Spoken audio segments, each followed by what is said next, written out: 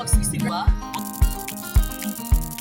Araw sa inyong lahat, kami nga po wala ang pagkakadalawa. Bago namin simulan ang aming vlog, ipakilala namin muna ang aming mga sarili. Ako nga pala si Rizal Art. At ako nga pala si Lawrence Martin. Halina at samahan na kami.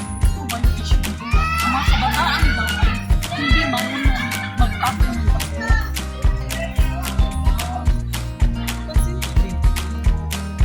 Ay, tala. Sabi mo lang. Tama ka.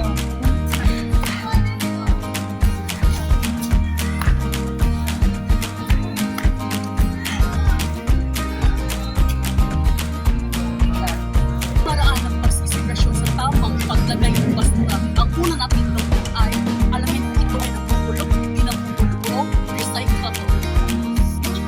Pangalawa, huwag natin itapon ang ating mga basura kung saan-saan at ilagay natin sa tamang lalagyan. Check.